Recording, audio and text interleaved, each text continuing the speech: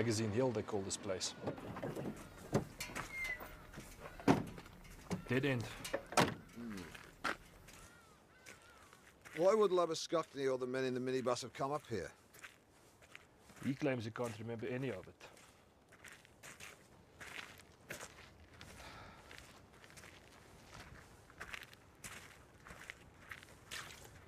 So Leon's bucky was parked here.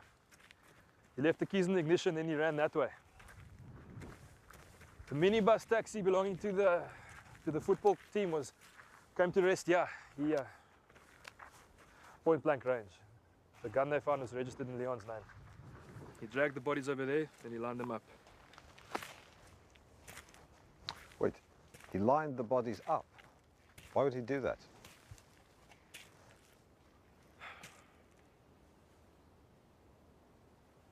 None of it makes any sense. Yeah. You can see the prison from over here, where he worked. Who's the judge? It's on sale. The hanging judge. Two of you should get on like chalk and cheese. Do you think the state should kill people? Majority support the death penalty. Majority supported burning at the stake, witch dunking, crucifixion.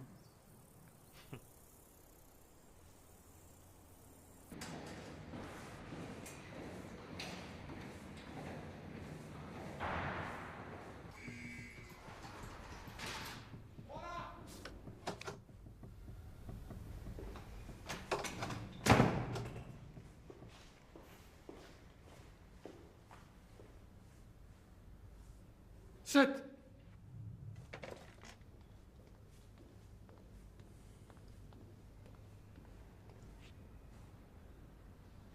Leon, this is John Webber.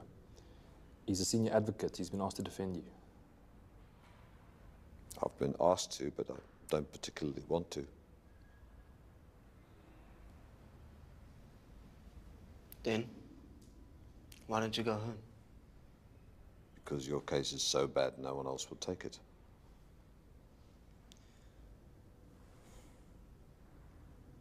I already told you. I don't want you to defend me. I don't want to talk. I don't want to see you either. Well, we've fulfilled our obligations. Let's go. Hang on. I've had enough of this cuck. I've spent a shitload of time working on this case. Listen to me, Leon. You might be feeling sorry for yourself now, but you're going to feel a hell of a lot worse when you get a death sentence. I met your wife, your little daughter, Esme. When you last see her? 6 months ago.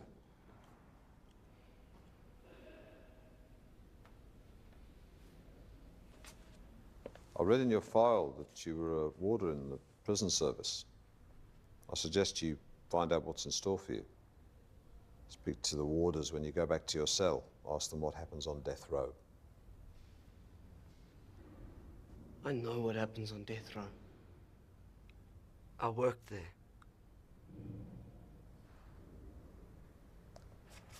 When this happened, you were working on death row at maximum security prison. Surely you were too young. Started working there over 2 years ago. On gallows duty.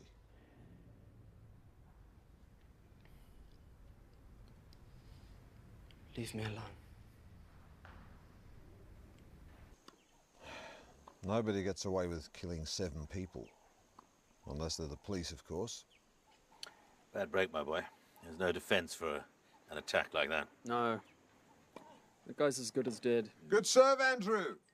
Paul, stand further back. You get a better chance to get to the ball. Look at it this way, John. Everyone gets a bad case now and then. You just got a hopeless one. With soldiers who return from combat, a minority suffer mental breakdown after one traumatic experience. But only a very small minority avoid breakdown after prolonged exposure, which is what this would have been. In fact, he reminds me of veterans I've treated. I'd say he's in a similar state of emotional collapse. So what you're saying, as far as the prosecution is concerned, is that your tests don't prove mental breakdown, but they also don't rule out the possibility that he could be a racist or a psychopath. My opinion, something triggered a violent response. Any idea what that trigger might be? Afraid not. So it follows, Dr. Slebush, that there might actually not be a trigger. That's correct.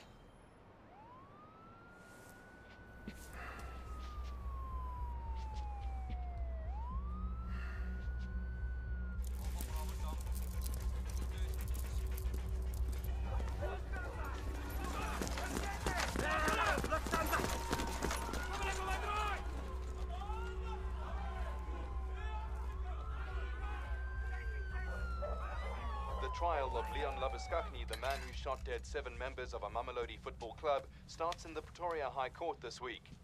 Human rights advocate John Webber, who's defending Labuskaghni, is well known internationally as an opponent of capital punishment. According to police sources, Labuskaghni's motives for the shooting are unclear, and any links to right-wing organizations is pure speculation. To date, Labuskaghni has refused to make a statement. We won't have many chances, Leon. Once you're in the witness box, we'll be prohibited from speaking to you until you finish giving evidence. So you've got to help us now, man. Just give us a reason for why things happened the way they did.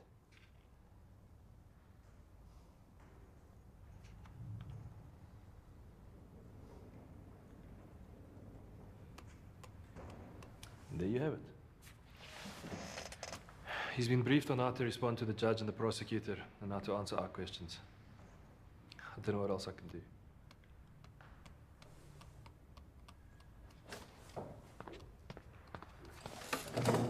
Stand up. Hold it. Labuskaghni, look at this. Mr. Weirder obtained this register from the Prisons Department. It lists the names of all the men hanged last year. You must have participated in some of these executions.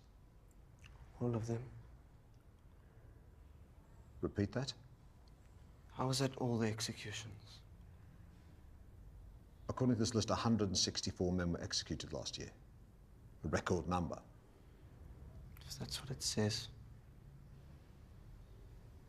Why were you present at every execution?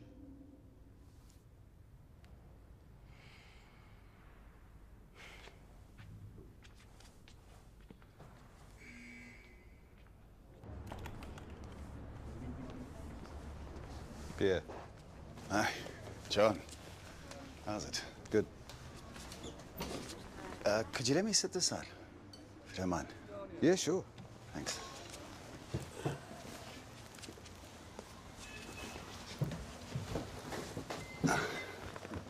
Well, how's my sister? Oh, surprised to hear you're in town. So, what's this business you want to discuss? Pierre, what do you know about the men who work on death row? Not much.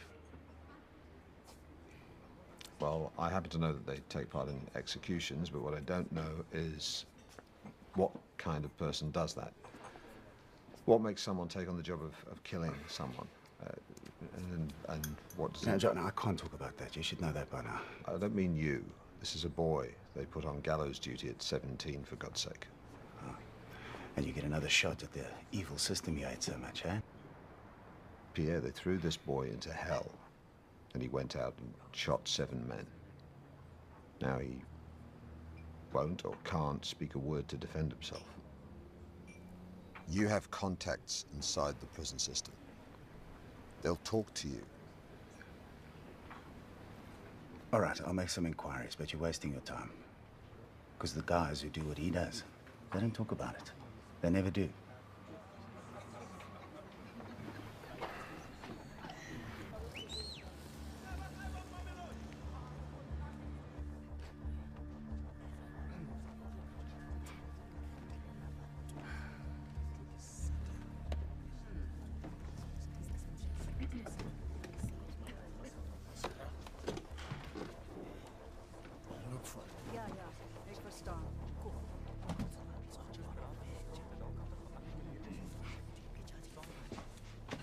You should tell him to keep his head up.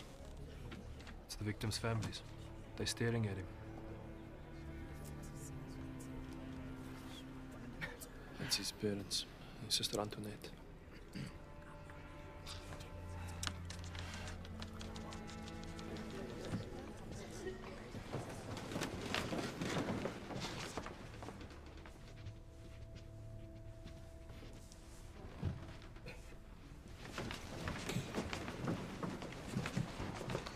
At about 1800, on a deserted road near the Magazine Hill Quarry, the accused forced the minibus in which the deceased were traveling from the road, then shot all 7 victims with a pistol.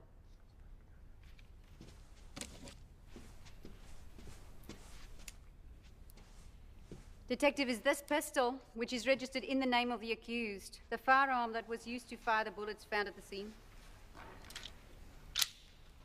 This is the pistol, my lord. That's all I have for this witness, my lord. Mr. Webber? No questions, my lord. What are you doing? I'll explain later. The bucky found parked next to the body, that too is registered in the name of the accused. Yes, According to your report, the vehicle would not start. correct. He was forced to flee on foot. That's all, my lord.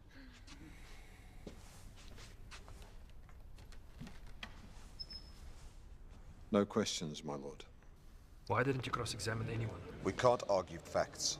If we admit everything, we deny them the opportunity for a parade of emotional witnesses and rob the case of its impact. After a couple of days, they'll have nothing left. They found him, they found the gun, they found the bucky. That's all they've got. That's all. What have we got? Leon is nearly comatose. Dr. Slebush will barely speak to him. If it goes that way tomorrow, gentlemen, we'll soon be finished on our side. Good night. Night. And you're going to say a senior advocate who hasn't handled a murder case in 15 years?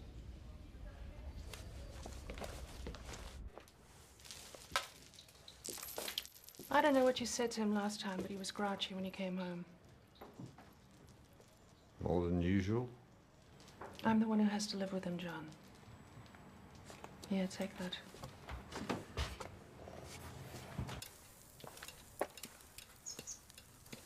Well, it seems to me he's guilty. Murder. And you're trying to turn it into a political case. I think every case involving the death sentence is a political case. It could have just been road rage. You ever think of that? He shot 7 people 13 times. A very bad case of road rage. The only thing I've accomplished so far is to keep our strategy a secret, but that ends when the defense starts. Well, see if this is of any use. What is it? It's a table of drops. How much you weigh? About 70 kilos. All right, so you divide 840 foot-pounds by the weight of the prisoner, in this case 70, which means that you, John Webber, would need 5 feet 3 inches of rope for a nice clean break. He was very good at it, apparently. They relied on him calculating the drops. And how do you know this? You don't want to ask. What else, Pierre? What struck me is that these warders, they get to know the men that they have to hang. They're their caretakers then. They haul them out, string them up. And this struck you why? In a war, you don't see the enemy as people. You're shooting at uniforms, not men. The only thing worse than killing a stranger is killing someone you know.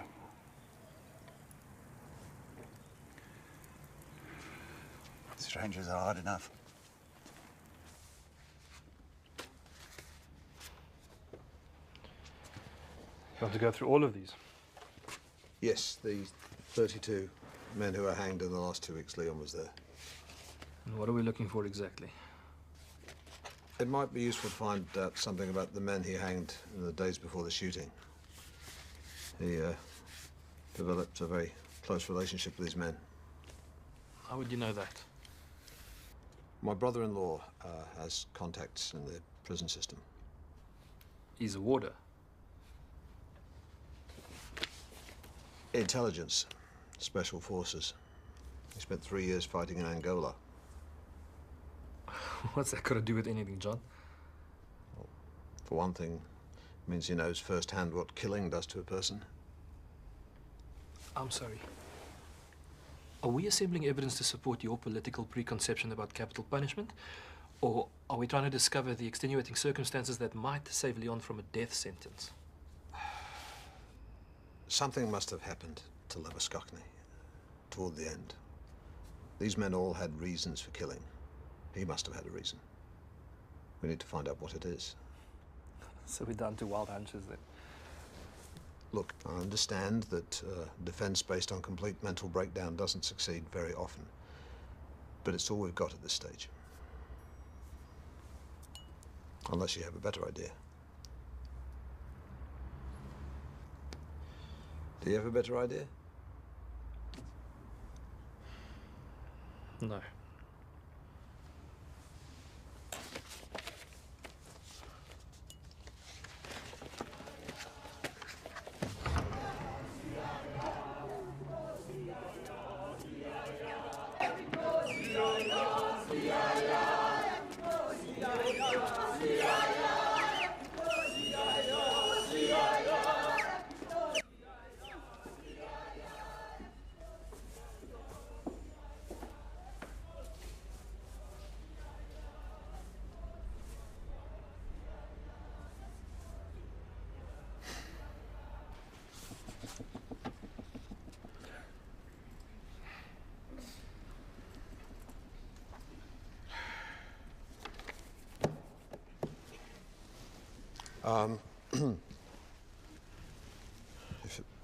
As it pleases my lord, my lord's learned assessors. Yes, yes, carry on. This is an extraordinary case in which the evidence for the prosecution is undisputed, and the case for the prosecution is, in a way, also the case for the defense. On a murder charge, the prosecution has to prove that the act was both unlawful and intentional. We intend to prove that there was no act to which the law attaches legal consequences. Are you suggesting there was no act when we have 7 bodies? My lord is entitled to be skeptical. The prosecution has been at pains to explain what has happened. We intend to explain why these events happened and whether the accused can be held criminally responsible. Well, you'd better explain very carefully what the defense is, as I'm at a loss to understand. How can you say there was no act when you've admitted that the accused killed the 7 deceased? With respect, my lord, the events at the quarry are not in dispute. But the brutality, the scale of the event, 7 fit young men killed by a single individual, calls for closer scrutiny. The prosecution has adduced no evidence of a motive, and there appears to be none. We intend to look at the accused's working conditions on death row inside maximum security prison, and the events that took place there prior to the incident at the quarry, in order to find the reason for his actions. Actions we believe were unconscious and triggered by his traumatic experiences as a warder.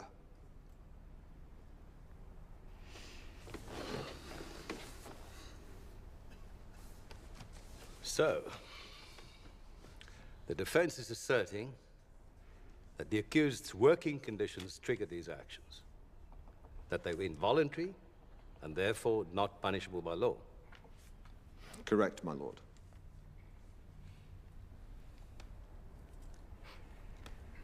Well, this raises matters of state security, Mr. Webber.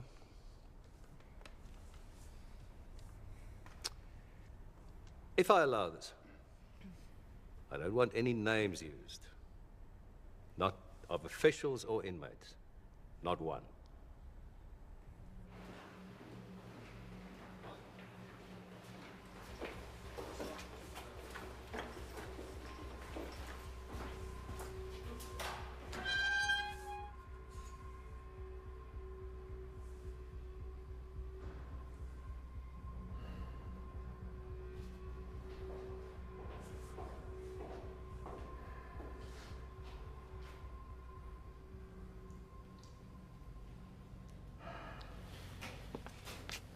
Listen, Labuschagne. When you're on the stand, you'll talk, you'll do as you're told, or you'll soon find yourself back on your gallows with the noose around your own neck.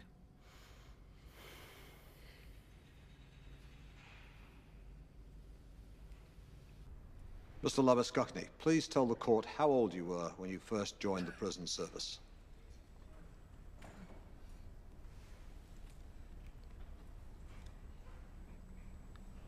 "17. And why did you join? If you join the police or prisons, you didn't have to go to the army. Why did you wish to avoid the military? They sent you to Angola to fight. Were you aware that the warders at maximum security prison performed gallows duties?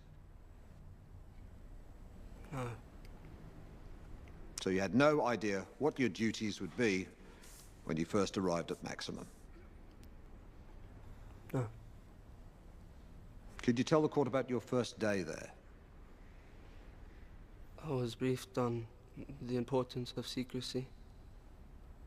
I was told not to speak to anyone about anything to do with the work we were doing inside the prisons. And if I did,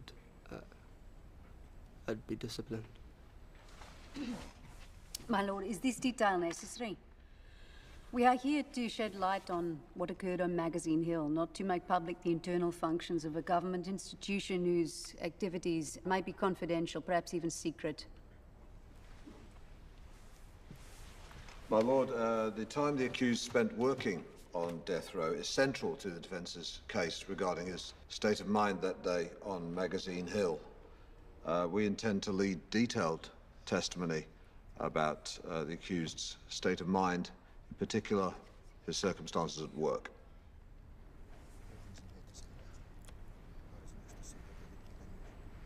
I'll allow it, Mr. Webber, provisionally. Continue, please. What did you experience on your first day at maximum, Mr. Labuschagne?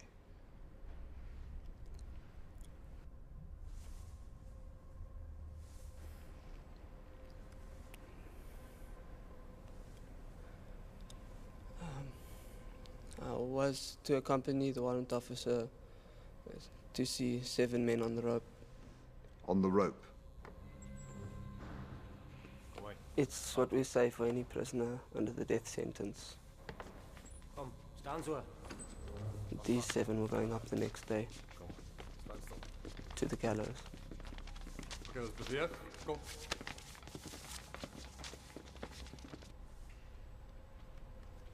Will you please tell the court what happened when you went to see these men?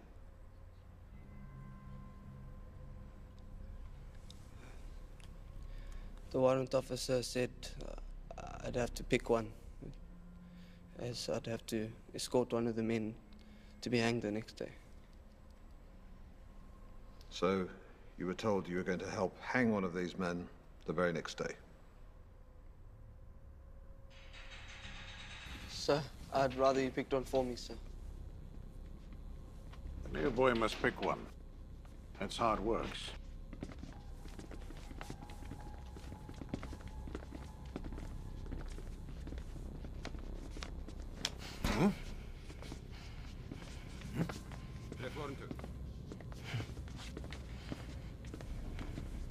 Magandla?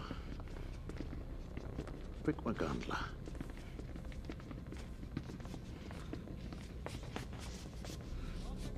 What's his name? What's his name? Magandla. Did the warrant officer tell you what you were to do the next day as an escort at a hanging? Just said to learn by following and watching others. That was your first day? Yes. Tell the court what happened on your second day.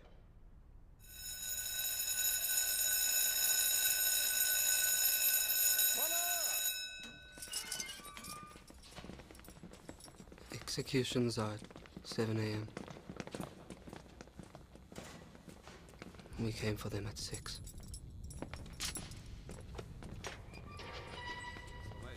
Kry ons reg daar.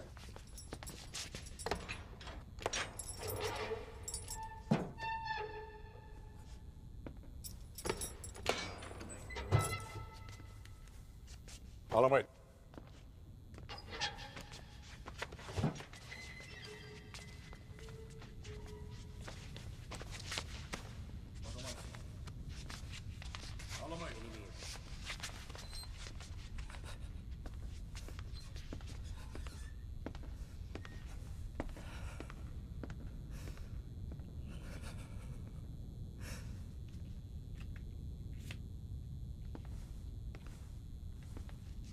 Vat hom weg. Saam. Vat hom weg.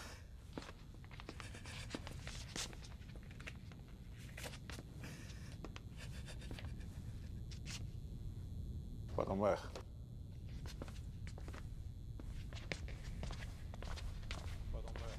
Draai hom muur toe. Strap, strap. Skoene uit, geen sokkies. Kom aan, trek het uit.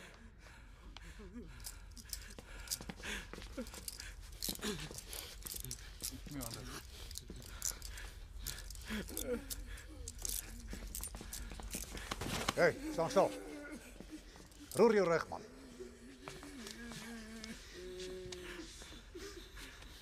Kom, beweeg.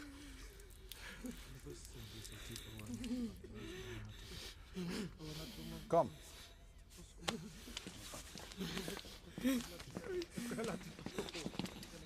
Were there any problems? Were there any problems, Mr. Labuschagne? No. Everyone just does what they're told, do they? They're taught to obey. What happens if they don't obey?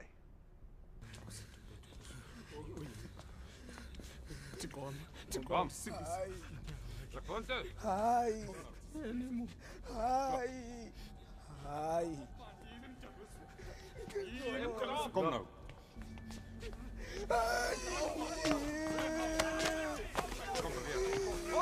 Kom on. Soek my bliksem. Dan gaan my kry. Wat so? Kry hom op. Hou hom op hier. Staan op. Staan op hier. Kom maar. Pas jou.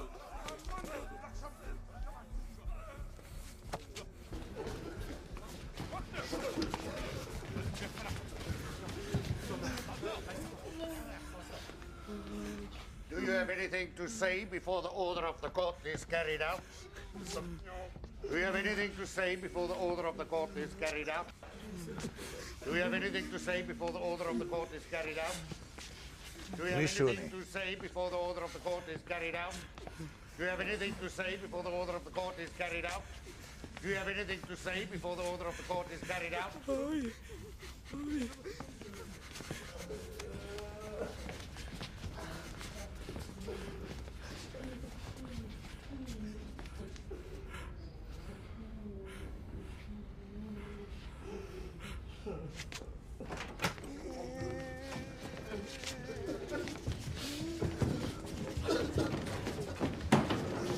Stand up.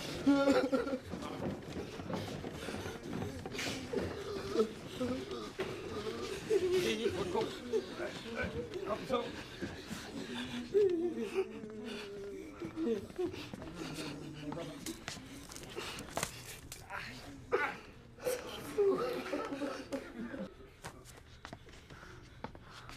I didn't want to look at the road. I could smell it. It was like wet doormat.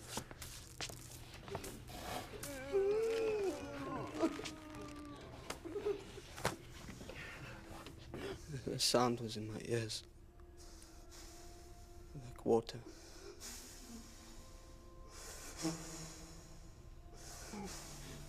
could feel my arms shaking, but I didn't know if it was from me or from the prisoner.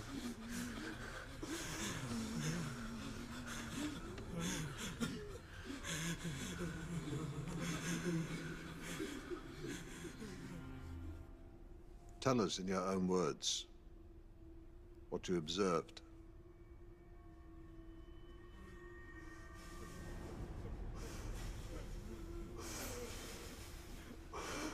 Labuskakni, the court is waiting. Tell us what you remember from that day. The noise.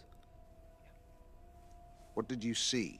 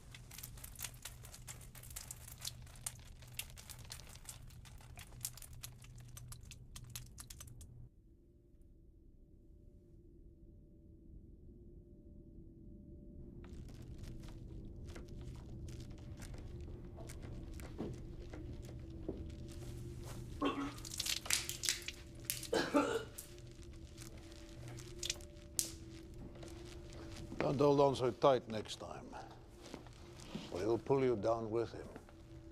Then you'll look like a puss, won't you?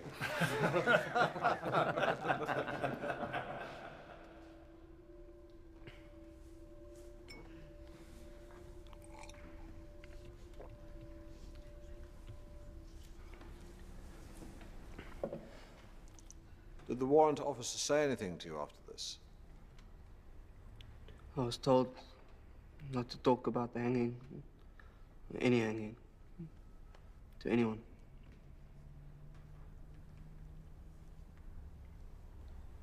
Did he say anything else? That I would be doing this job 2 or 3 times every 2 weeks. 2 or 3 times every 2 weeks. Did he offer any advice or counseling? No. Did he provide any training for the work you were to do? No. Had you been assessed or screened in any way to ensure you were suitable for this job? No. Did the warrant officer give you a choice whether you were willing to do this work or not? No. Remind the court as to how many days you'd been working at Maximum when you were called upon to hang these men. 1. And you were how old? I said I was 17.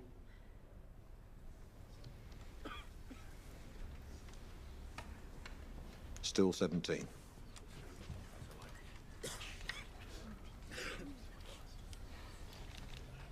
Mr. Weber. Would now be a convenient time to adjourn, my lord? The court adjourns.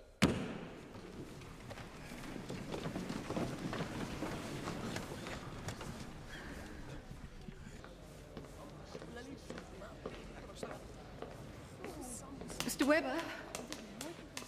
Sorry. You asked if I believed Leon when he said he had no memory of the shooting. Memory is an intellectual function. When you're completely swamped by emotion, the intellect can shut down. So memory shuts down too. They're upset. They don't like seeing him put through the ringer. They'll like it even less if he ends up on death row. You'll have to force Leon to recollect things that are painful. Break him down. Make him cry even. Then he'll talk. Yeah, that's the problem. We have no idea what he'll talk about. We're plunging down a dark tunnel with no idea what's on the other side. What's on the other side may be the reason why it happened. And if that reason is racial or political, how's it going to help him beat the rope? How can you defend that man, Mr. Weber? Ma'am, I despise killing of any kind, lawful or unlawful. What about my son, Thabo Mokoena? Why should he get away with it? She is right, sir. That man must pay for what he's done.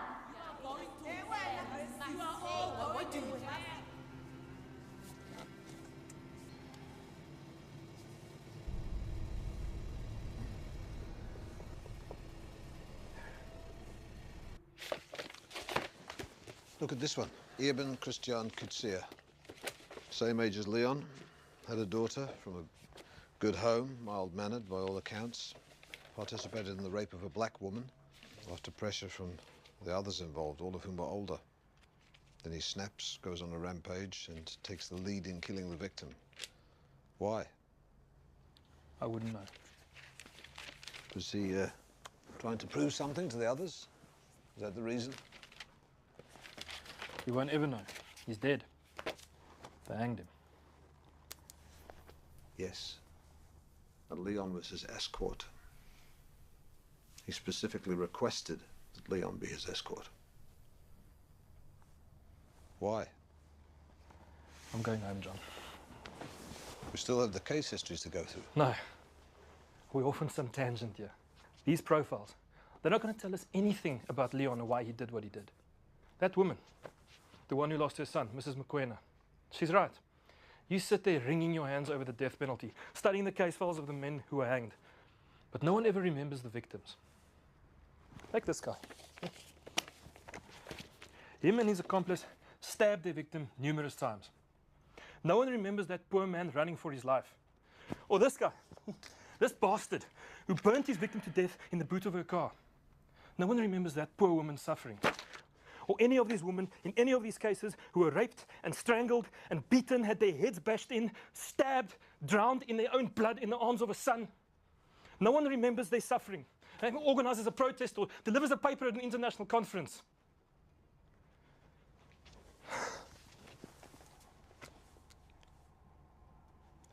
The reason is that these men are animals. And when there's a gang involved, reason goes out the window altogether. The only thing you can do with them is to get rid of them for good.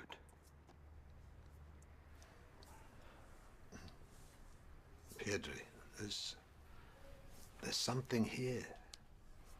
The relationships that Leon formed with the men he hanged have to have had an impact on him.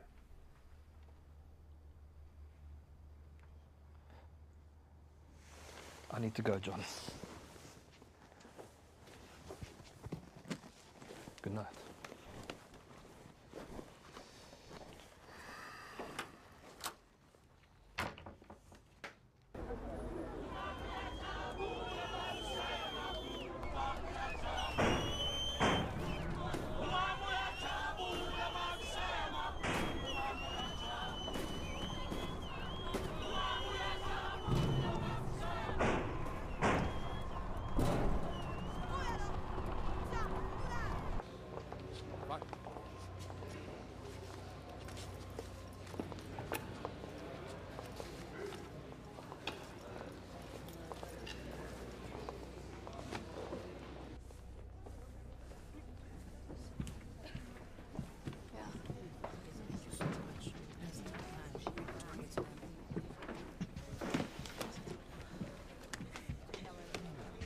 Who's that?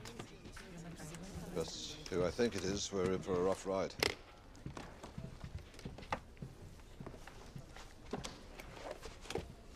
Please, could you inform the court as to how many men were executed in your final year at maximum? Please consult the execution register, which has been submitted as evidence.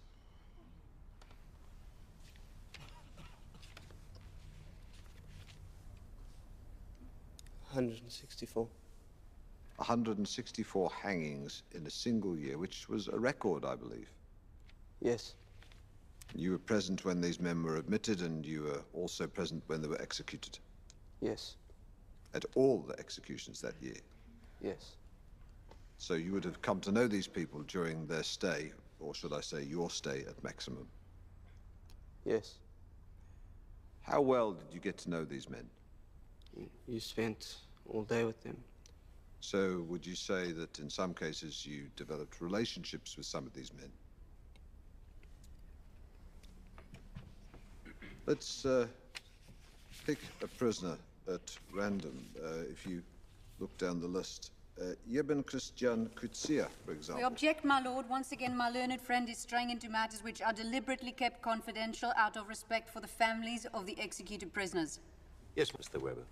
I've asked you to keep the names out of this. My lord, We have to use a name in this instance, as the prisoner before he was hanged may have developed a relationship with the accused. Further, my lord, the evidence supplied and the names thereon are a matter of public record, not confidential at all.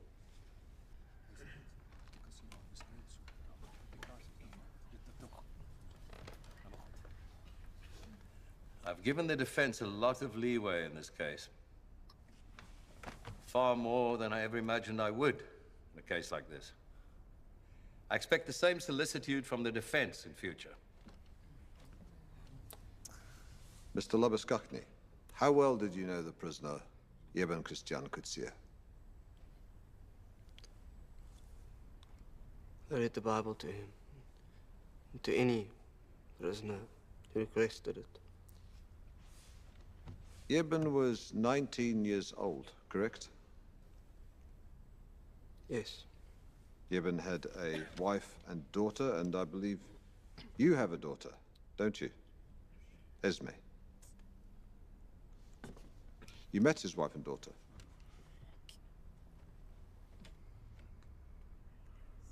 They came to say goodbye to him. I walked them back to the car park, through the prison garden. And they thanked me for looking after him. You believed that Yeben should have been reprieved? The other man was reprieved, so why shouldn't he have been reprieved? Did you tell him? I would have been dismissed. By the warrant officer? Over here. Order.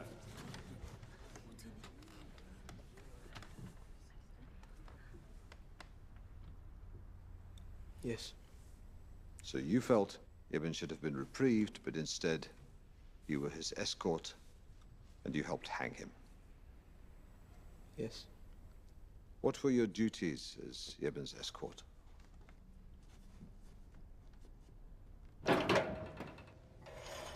I measured his weight, height, neck. What was the purpose of all these measurements? To calculate the length of the drop. The length of rope required in order to assure he died instantly. You were responsible for that. Yes. If you calculated Yeben's drop incorrectly, he might not have died instantly. He might have suffered. Yes. Quite a lot of responsibility, isn't it? How long can it take for a man to die from strangulation, hanging there with his neck broken, but enough oxygen to allow conscious brain activity?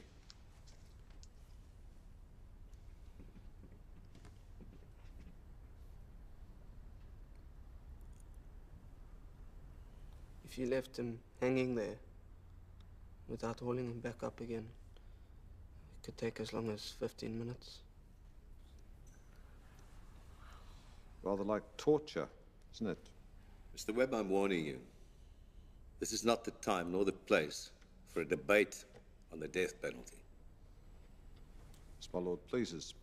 Mr. Labuskachny, please tell the court how you felt personally measuring Yeben's neck when you'd gotten to know him so well and felt he should not be hanged.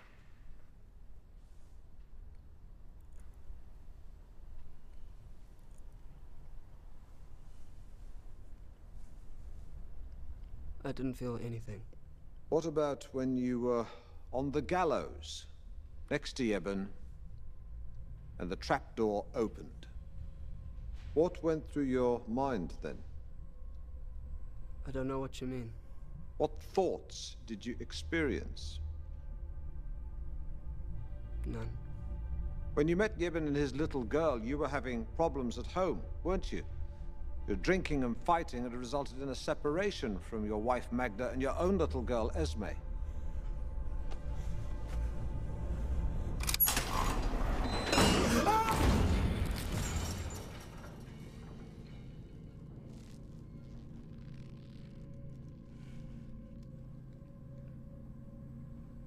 Mr. Labuskachny. Nothing. I felt nothing. I thought nothing. I was just tired. Are you telling us you felt nothing inside after this man died? I was just tired. You had no thoughts, no feelings, no emotions.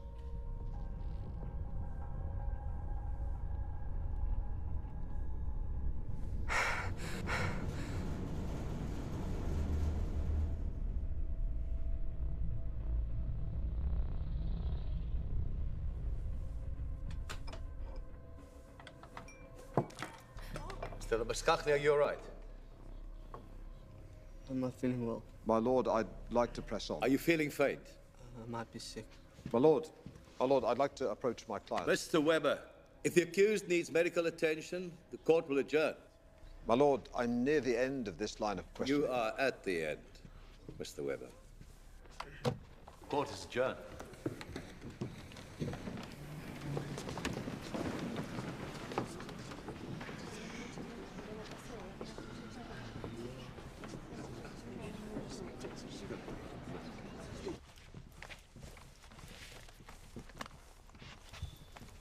How could you be so cruel? It is your job to protect him, not to hurt him. My job is to defend him, Miss Labuskachny. That's all I'm trying to do. You don't need to abuse him to defend him. I'm sorry, I'm doing my best. You don't care if he hangs, do you? Yes, mate. I'll talk to her.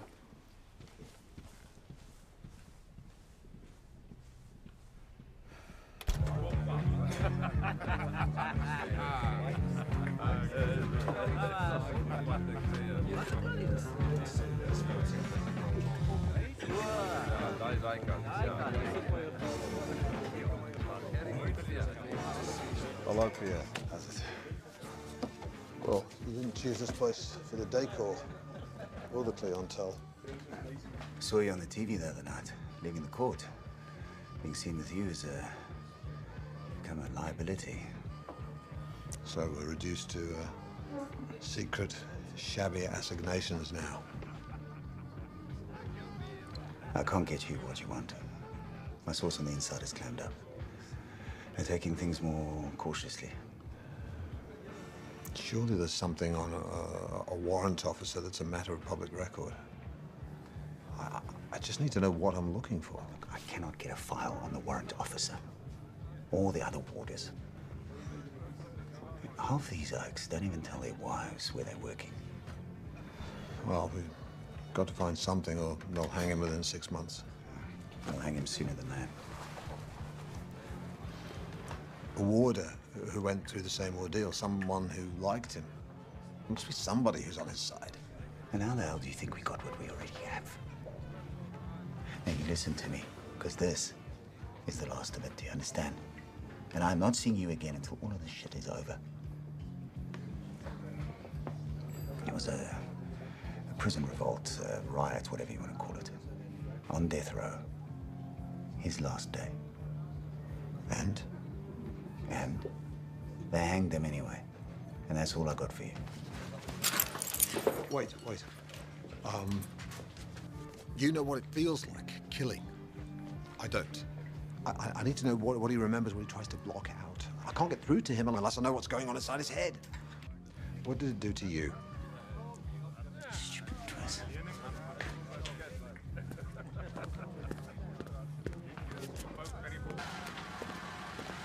Yeah.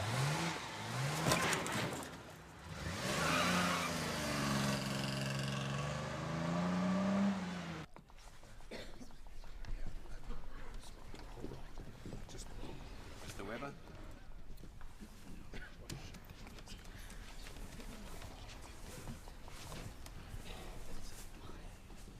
Mr. Labuskachny, consult the register for your last 3 days at maximum, please.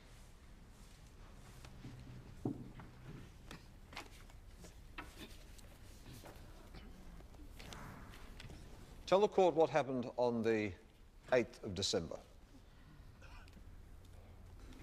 We hanged 7 men.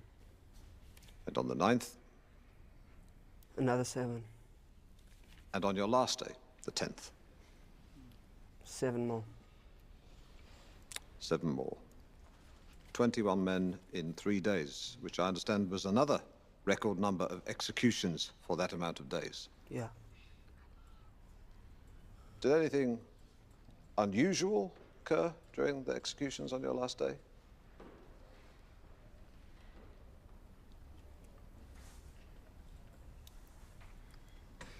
Mr. Labuskakny, tell the court what happened on your last day at Maximum, the 10th of December. Scholar! Did the prisoners who were going up that day become difficult in some way? Mr. Labuskakny, you told the court about your first hanging. Now tell the court about what you experienced at your last one. The warrant officer thought they'd been broken. Now you're back. But they weren't. Kan je mate?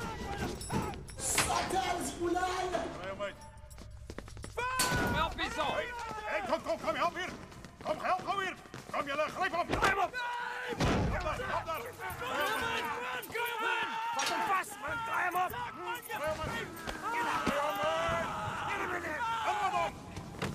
Krijg hem, man! Breng hem net maar niet zo, man! Vat hem grond toe! Maak zeker hij zijn! Was hij?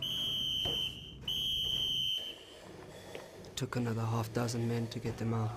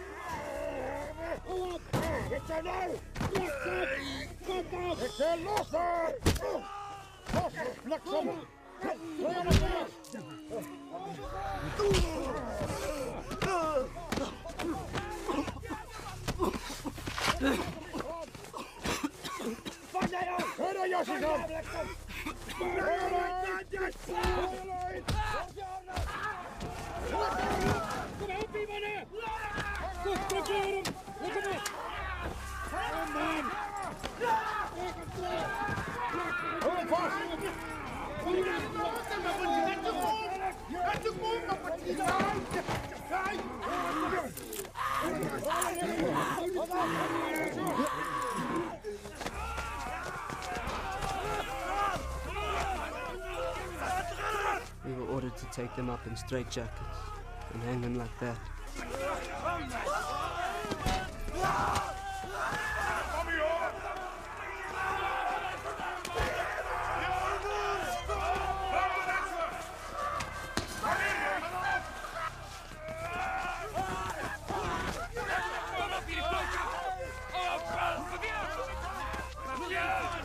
Kom, maar niet toe! Wat dan zijn?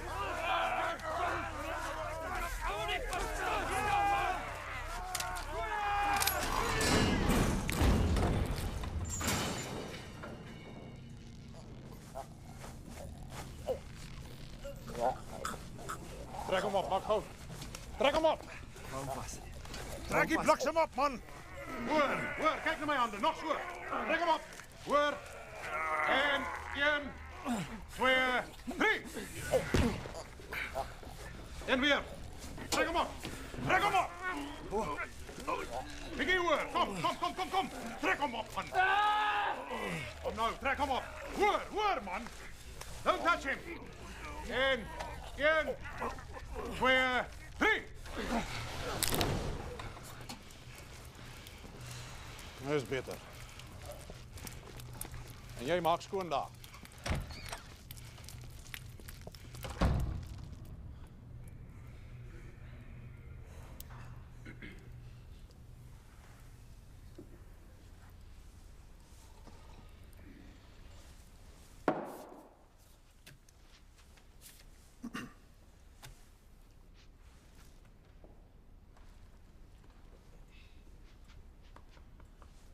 What happened after the hanging?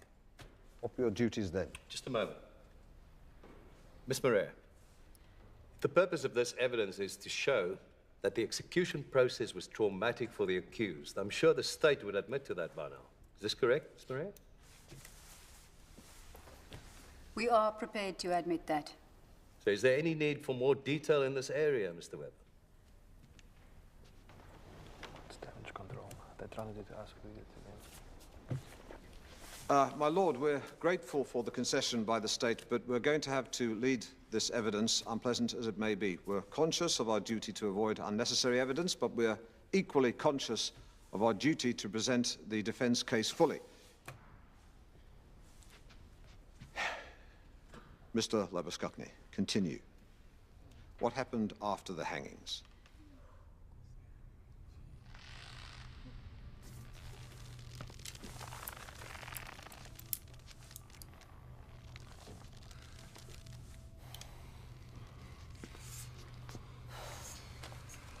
Kom, kom. Roer julle gat daaronder en kry hierdie poepale van die tou af.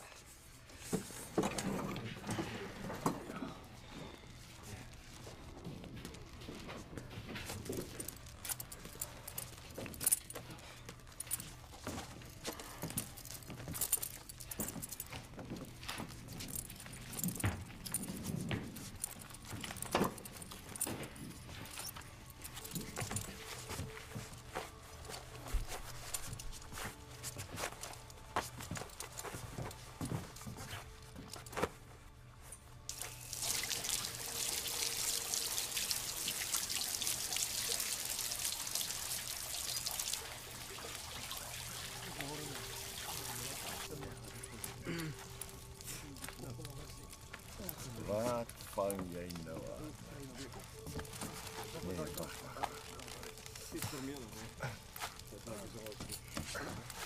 Ja, daar's jy.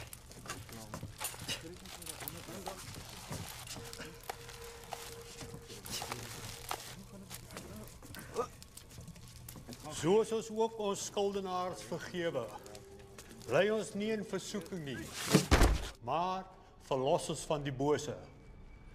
Want aan u behoort die koninkryk.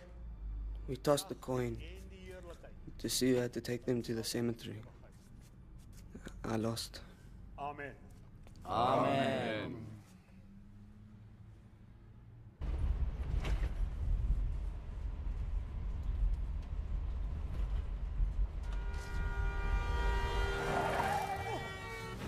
Stop!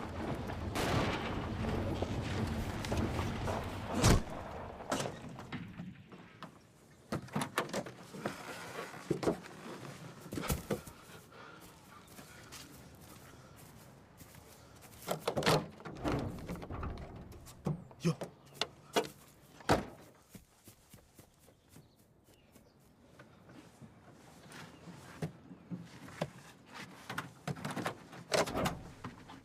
Israel!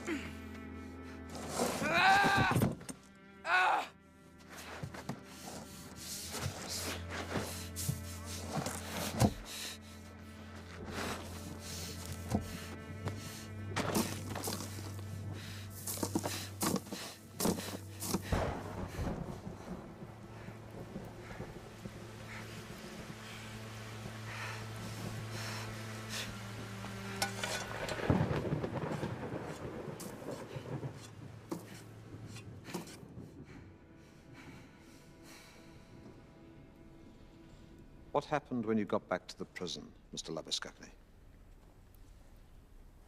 fainted.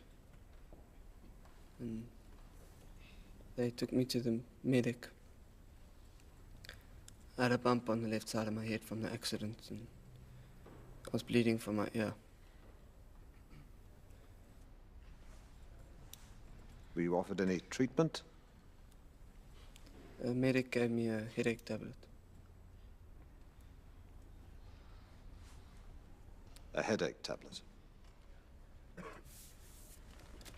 What happened next? I came off duty and started for home. But the storm was really bad. What happened, Mr. Labuschagne?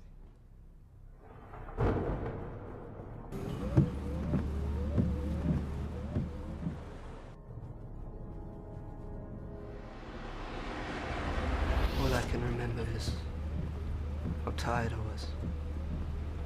How tired I was of everything. The men in the minibus. There was almost another accident.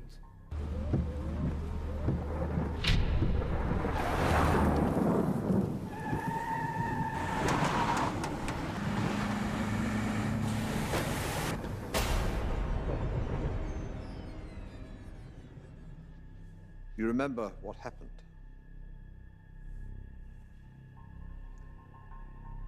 Mr. Labuschagne, what happened after you nearly had an accident with the minibus?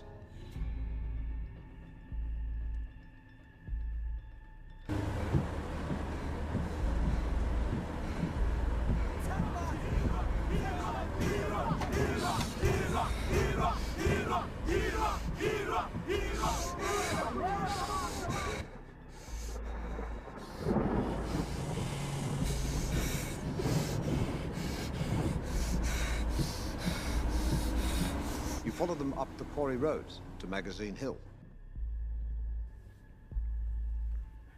Once you and the driver reached the dead end of the quarry, what occurred? I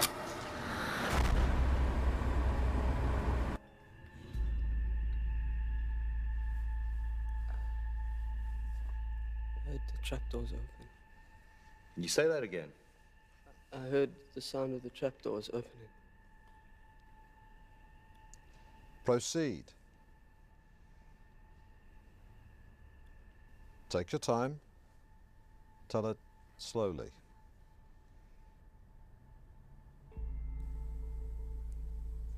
I smelled the rope. Could taste the smell of the rope in my throat. The quarry, Mr. Labuschagne. What occurred there?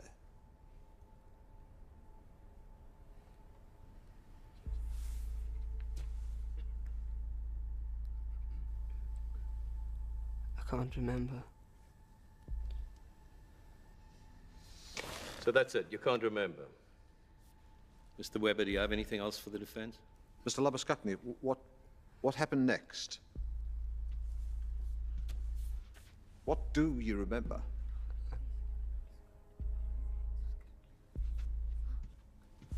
Mr. Labuschagne! Mr. Webber, this is highly improper. Will you return to the bar at once?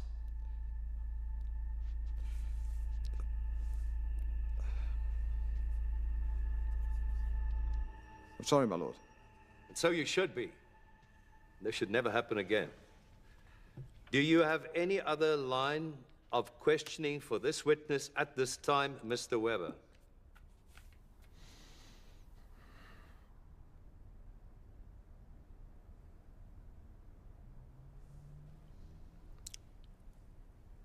My lord, I have no further questions. Thank you.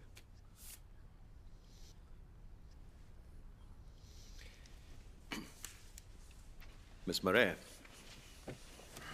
As the court pleases.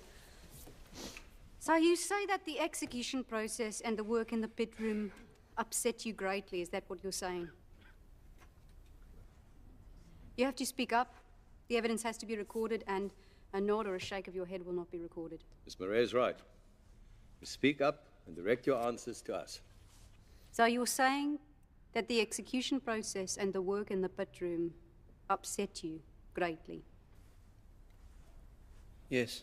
But weren't you playing the fool in all the sections of the prison, including the gallows room, the pit room, and even the chapel?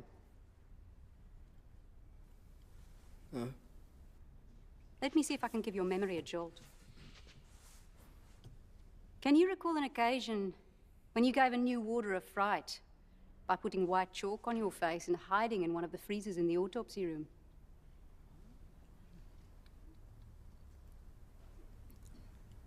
It wasn't me. But you smiled when I reminded you of the incident. Why? Don't know that I smiled. So what is your answer? You remember the incident, do you? I heard about it. You climbed up on the catwalk and scared prisoners by making ghost noises. It's not true. You sprayed the other warders with the hose while cleaning the pit room. Some of us got wet while cleaning. You once put a lit cigarette in the mouth of an executed prisoner before closing his coffin. And the smoke leaked out, with his family there for the funeral. It wasn't me. All you have to do is say yes or no. If any explanation is needed, I will ask you for an explanation. Otherwise, you can leave your explanations for later when your advocate re-examines you. And do not speak to Miss Marais. Address your answers to me. You collected beads. No.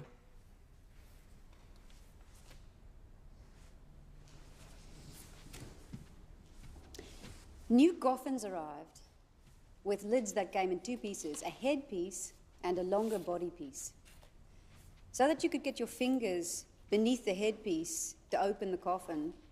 They preset little plastic beads beneath the lid, didn't they? Yellow ones, green ones, white ones, and even little pink ones.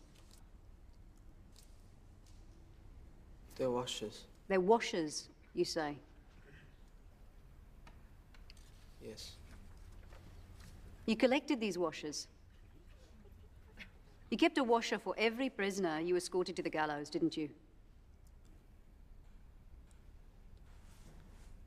It wasn't like that. You kept one washer from each coffin, like notches on a gunslinger's six-shooter. You did so because there was a competition between warders to see who could collect the most, wasn't there? I was ordered to do the work. Please look at this photograph. These are the washers you collected before you were arrested, correct? Yes. You kept these washers in your drawer. This photograph was taken at your house when the police searched it. You'd placed the washers from the 8th and the 9th on the string already, hadn't you? You'll have to speak. Yes. I suggest to you that your evidence that you were upset by the execution process and the work you had to do in the pit room is just a facade, and that in truth, you actually enjoyed the work.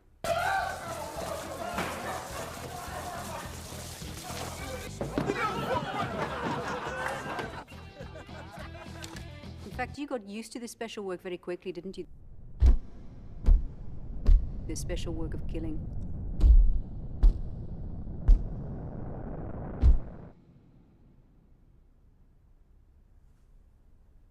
That must have made you feel important and powerful, knowing that you could kill and not be prosecuted for it. No one except us knew about the work we were doing. So how would that make me feel important or powerful? Don't ask me questions. You knew you were immune to prosecution, that you had the blessing of the law, didn't you? We didn't do the killing, the hangman did. Yet you told the court that you had to pull prisoners up by the neck and drop them again, haven't you? Yes, but we didn't actually touch the prisoners. We only touched the rope. It was what the warrant officer told us to do. But you dropped them again so that their necks would break cleanly, didn't you? Yes. So in those cases, the executioner pushed the lever, but his hand did not cause the prisoner's neck to break, did it? Your hands did.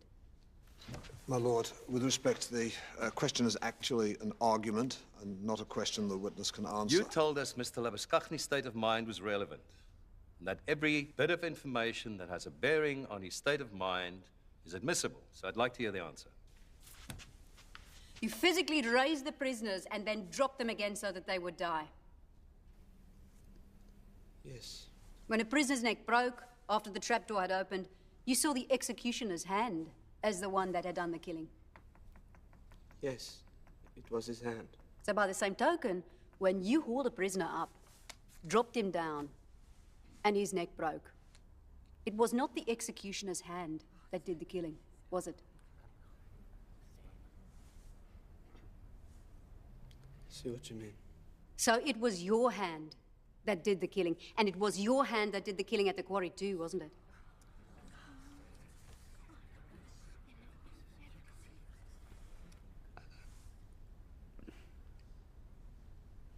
You can't remember what happened at the quarry, is that what you say? But I've told you what I can remember. You claim you have no memory of the shooting. Is that how we are to understand your evidence? But I can't remember. So, your defense is not that you didn't shoot them, but that you can't remember shooting them. Is that how we are to understand it? My lord, it's not for the accused to answer questions of law. I alone can answer questions such as those posed by my learned friend.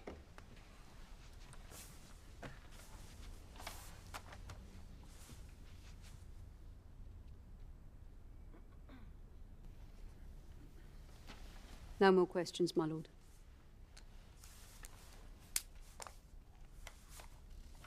Mr. Webber, do you intend to re-examine the accused?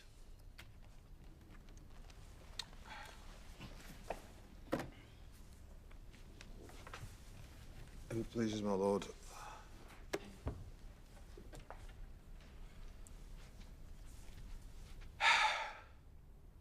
You killed them.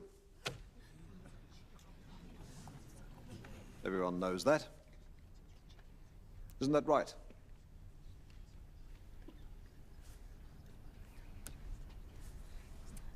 Isn't that right, Mr. Labuskaghni?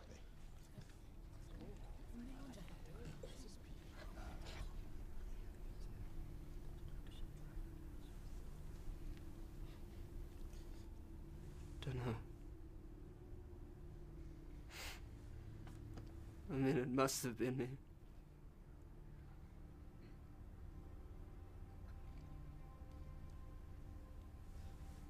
But I don't understand. 2 years ago, you were a school prefect and active in the church. And now you're here in court on trial for murder. How did that happen?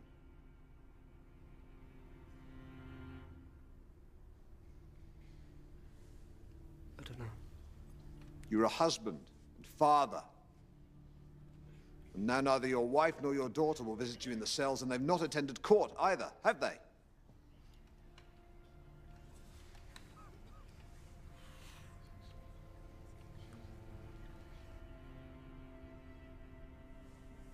What brought about this change, Mr. Labuskaghni?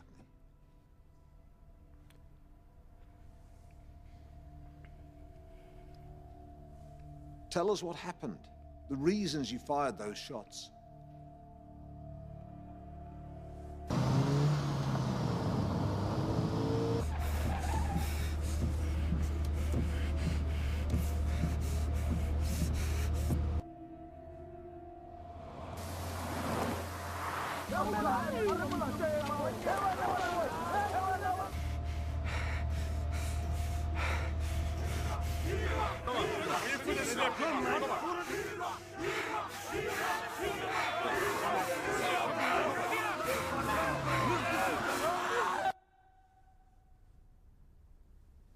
Mr. Labuskaghni.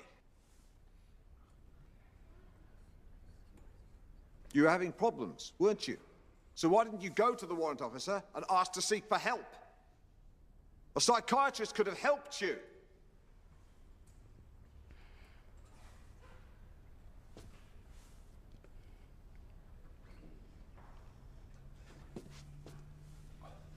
Why didn't you tell me?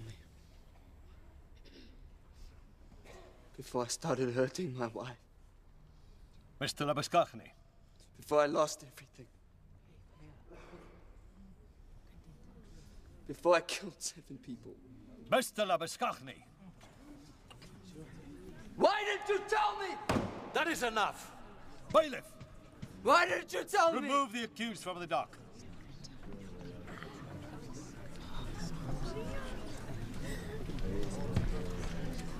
Order! If I'd known what you were going to do, I would never have allowed further questioning. Court adjourns.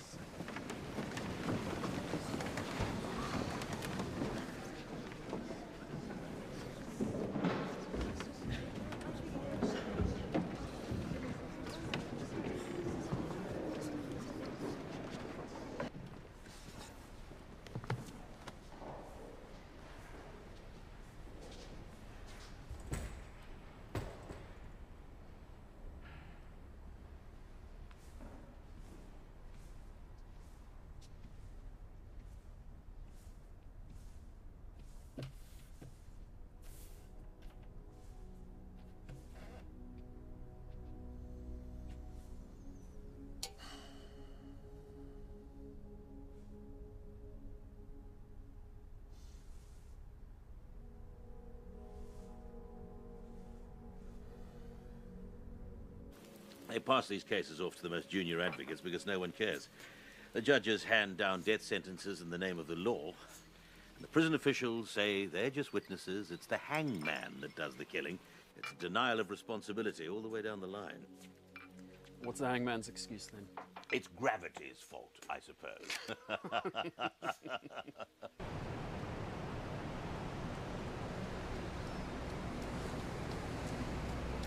Tell us in your own words what you observed.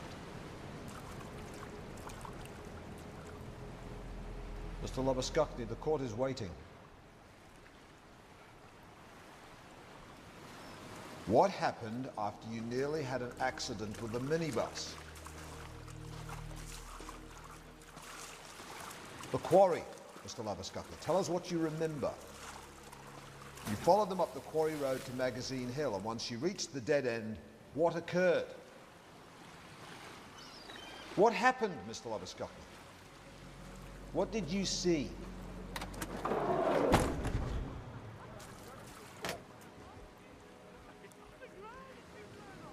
The noise.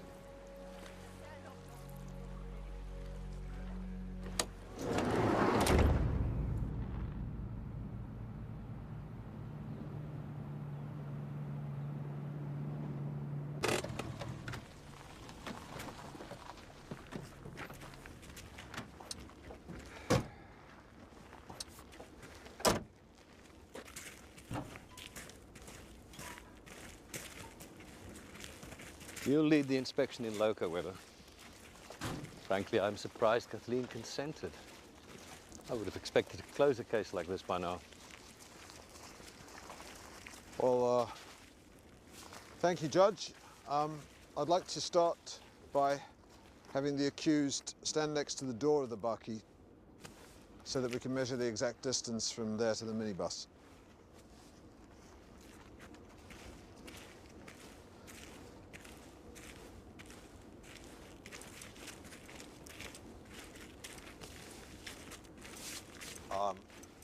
I'd now like the accused to raise his arm and point toward the minibus.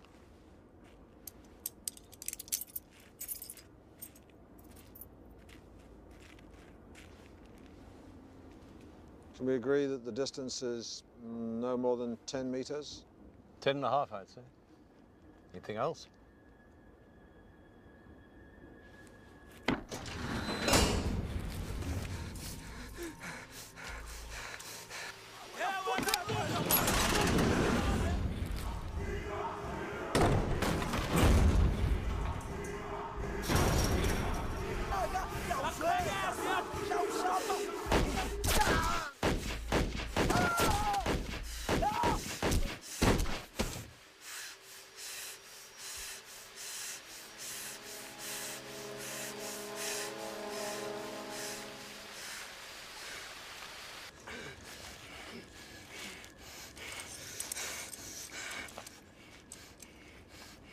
Leon.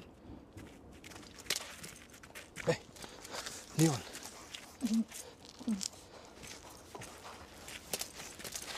Why did you bring us here? Judge, we think this is the trigger for an unconditioned response in him, that he acted unconsciously. It's something to do with this door.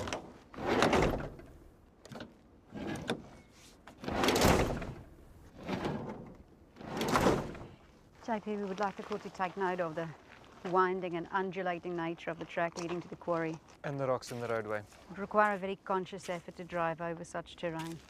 Noted. So if there's nothing else, we'll reassemble back at the court. Judge, I have one further request before we terminate the inspection.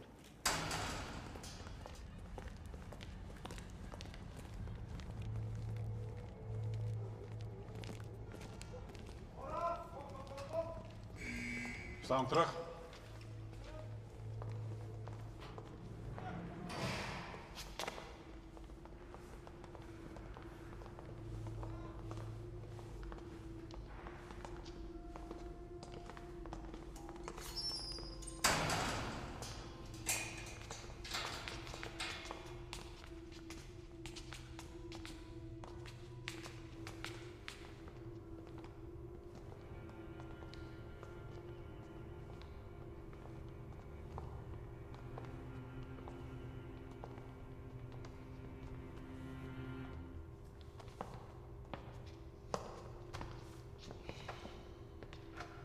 So what are we here to see, Mr. Webber?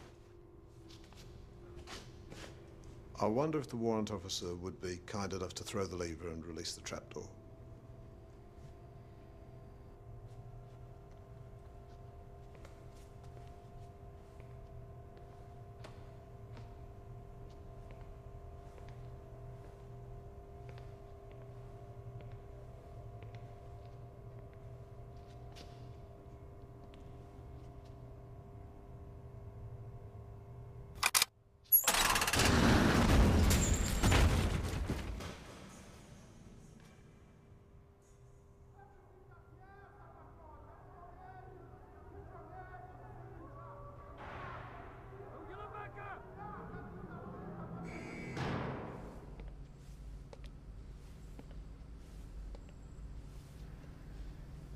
Leon.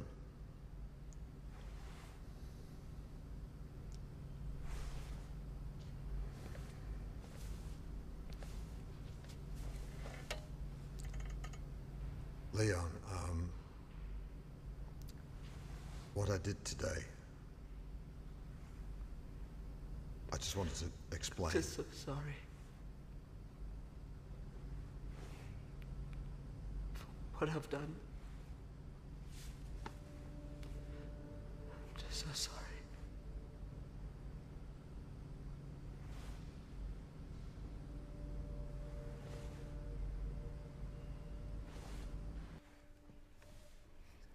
This list of names of men hanged at maximum security prison might look like any list of names and dates and numbers. Nothing more than an anonymous flock. But to Leon Labuschagne, these were real people who entered his life. He processed them, placed them in their cells, woke them, saw that they were fed, took them to the showers and the exercise yard, met their families, searched them, touched them, read their mail, led their Bible studies, and then he took them to the gallows.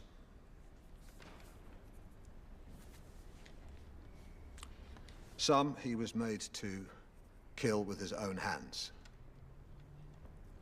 after which he handled their dead, naked bodies and buried them.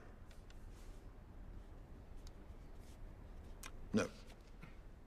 To Leon Labuschagne, this is not an abstract list of names or an anonymous flock. But the list is incomplete because there's a name missing from it. And that name is Leon Albert Labuskakny. That is ridiculous, Mr. Webber. Is it? He spent his whole time locked in with them. He shared every moment of their last days with them, and then he was made to witness the gruesome details of their deaths on a regular and extended basis. He has been sentenced to death as surely as all the others. That is a ridiculous submission. It is not ridiculous, my lord. What is ridiculous is the denial of what we have done to this young man. My lord, gentlemen, you cannot ask a man to be both shepherd and butcher at the same time.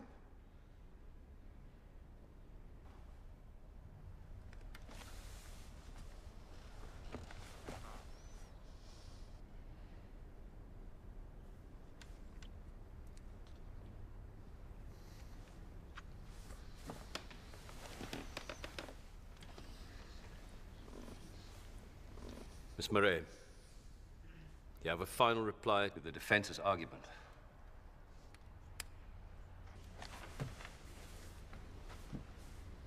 My lord, gentlemen assessors,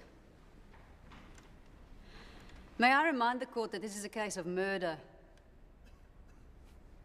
Murder 7 times over. And that the court should declare it to be such. Leon Labuskakny, trained in the physical act of killing, herded his victims to a secluded area where he shot and killed them. He has not been a good witness, but evasive and unresponsive. And now he tries the court's indulgence with a far-fetched and unconvincing effort to save his own life.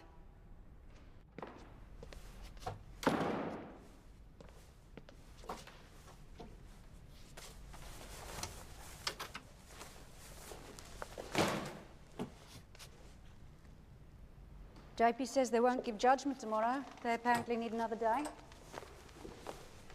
What that's about?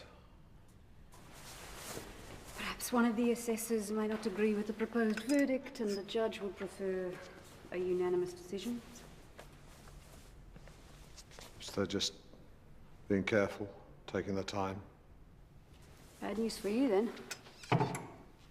They take longer with a conviction than an acquittal.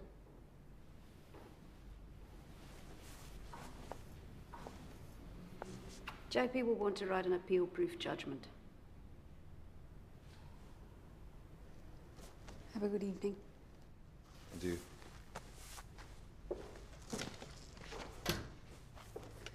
Nice closing argument.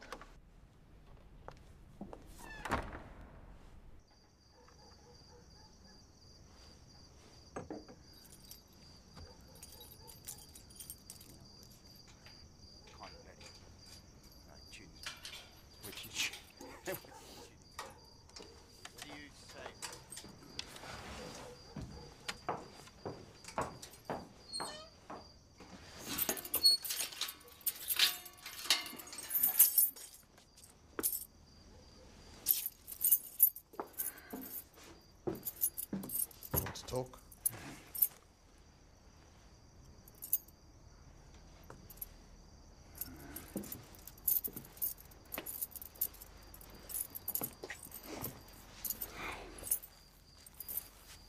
Anne says you disappear quite often, sometimes for days. What is this, one of your cross-examinations? Tell me what's going on, Pierre. We're alone. You're drunk enough. What does it matter? You're not on downtime, are you? You're running an op somewhere.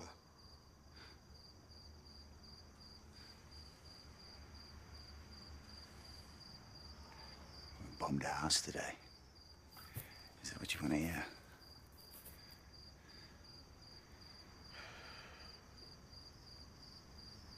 It's your job, right? Yes, it's my job.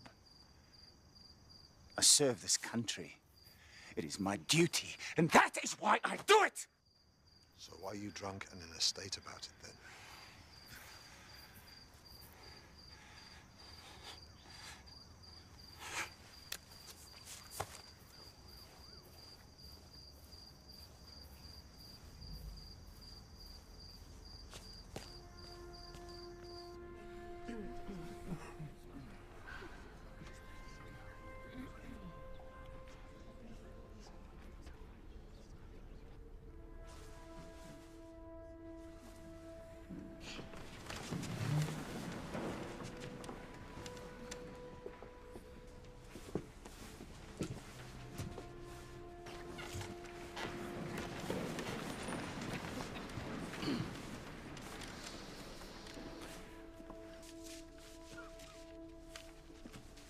Mr. Labuskaghni, please stand up.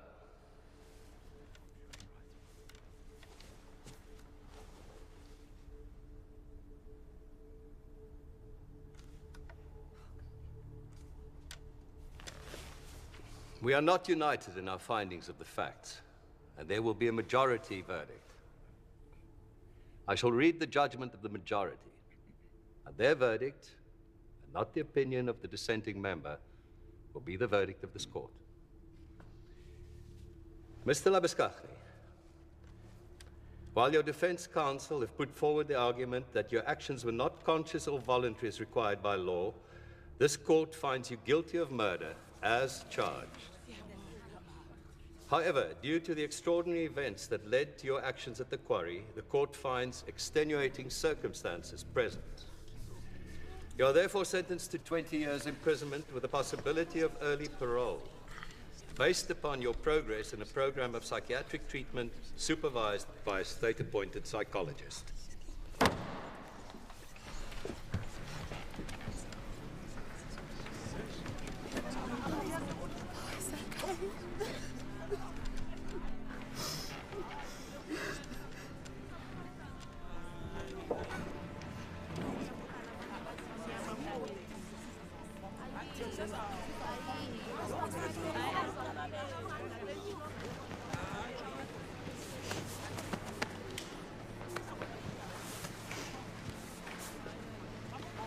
Well done.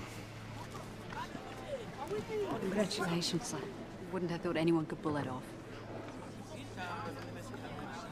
It won't be a popular decision on either side. Somebody once said in the cycle of killing, there's no beginning or end, just more killing. Maybe we address that on some level.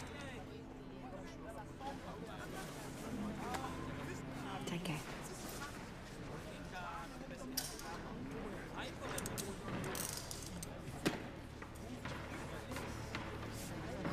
Thank you, sir.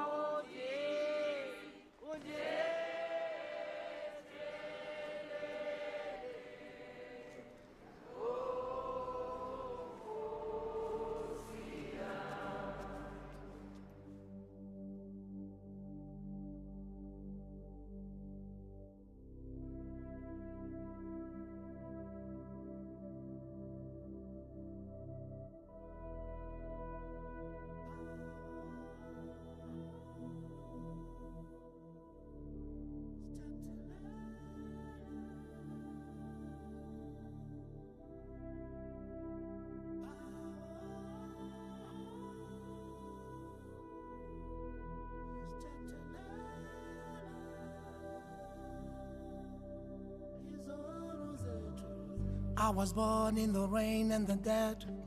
I belong to no one. I was born into what I became, and it's not my choice to be here. Sooner or later they will come to take me, and this too shall pass. And if they talk about you and me, it'll serve me well. No man could wish for a greater friend. I reach for the sky and the walls go